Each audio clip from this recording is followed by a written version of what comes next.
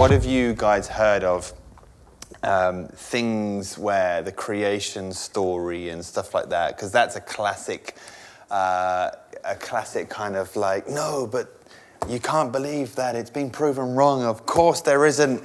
The ark wasn't real and it wasn't made in 7 days. And how can I believe this? This is factually untrue.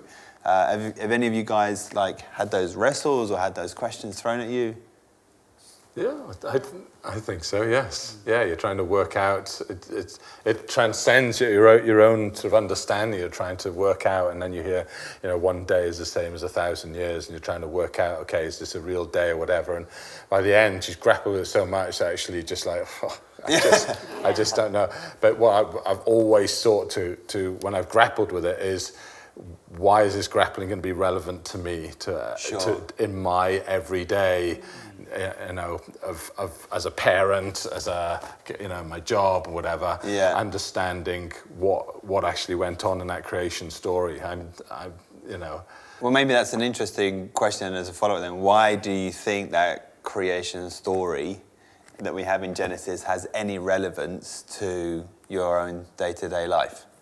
Yeah, it helps me frame what God's original design was. Yeah. And I think if I look at the Bible as a whole, and I'd say, what does it tell me? Somebody wanted to give me in a sentence, I'd say it helps me understand the nature of God. And if that's my my parameter that I've got, then I open at the beginning, and the nature of God was all about creativity. Okay, so I've got a creative God, and actually it was beauty, and it was also perfection. And so that helps me understand then that the rest of the book is after the fall of man, is all about the redemption of humankind and of the world, and how he's going to bring it back to its original order. Because I think without understanding the design, it's like buying a new electronic equipment and you just decide, I'm not going to bother with the instructions because I just know how these buttons work. And actually, when you open it up, just go, oh, okay, there's the quick start guide. Okay, creation, the quick start guide.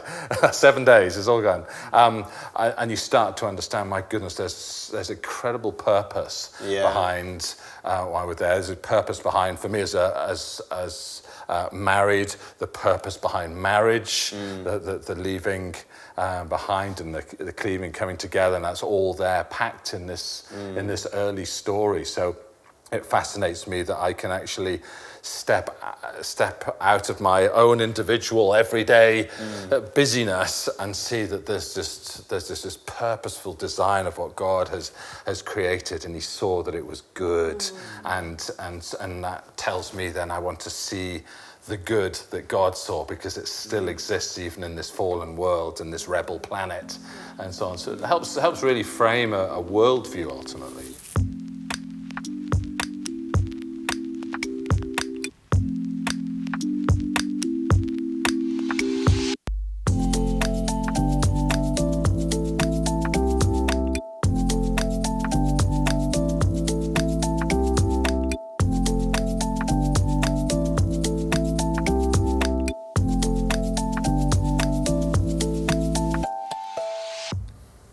Understanding the literal form, and then also understanding that this is something that has been accumulated over a long period of time with a lot of people.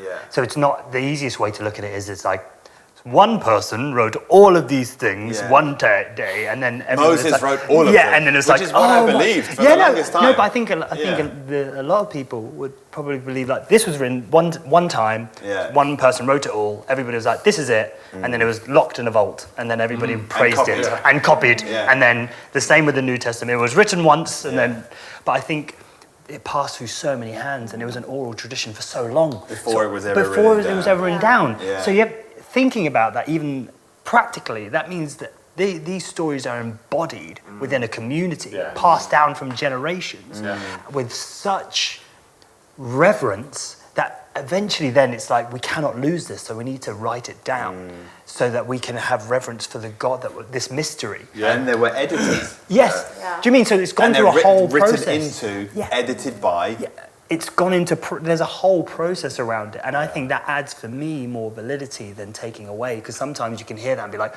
loads of people touched it, and loads of people wrote it. And No, I needed it to be... needed to be one thing. Yeah. And I'm like, no, I think for me, like you said earlier, like when you start to unpack it and look into the councils and look into the Old Testament to understand that these oral traditions were written down and wrestled with, you know, within the Hebrew tradition, there is a lot of wrestling.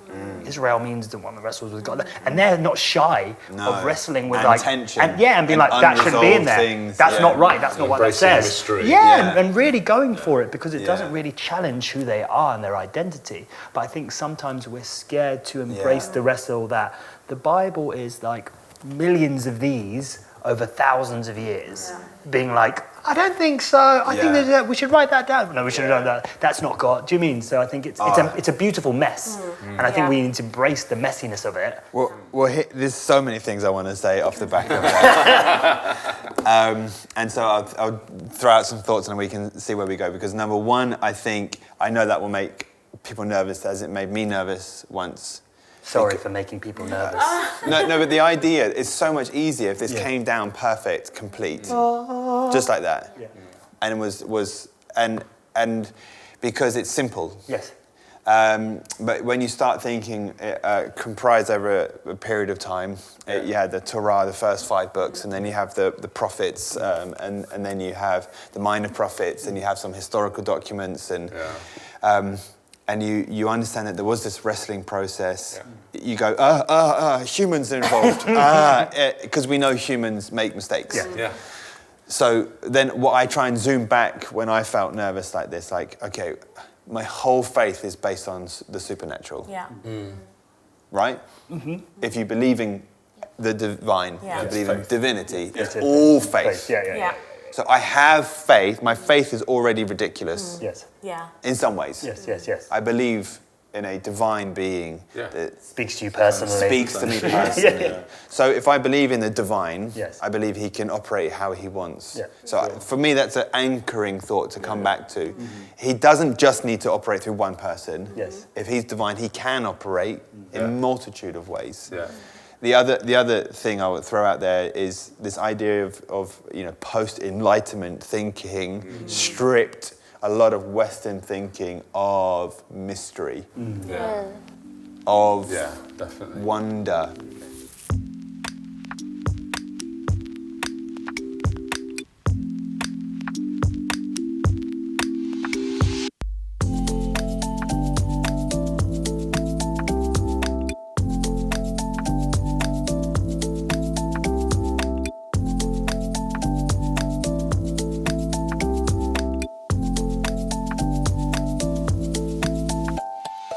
And John, you're in education, like the scientific grappling with issues like evolution, which I've had to teach in year 6 in my primary school, and you're trying to understand of where that comes from, but also it doesn't mean that you're throwing out the Bible and somehow the relationship is, if you believe the Bible, you just put your head in the sand, you're just ridiculous, and that actually there are a lot of very famous scientists who actually are absolutely so fundamental, they believe in the Bible and they can do that.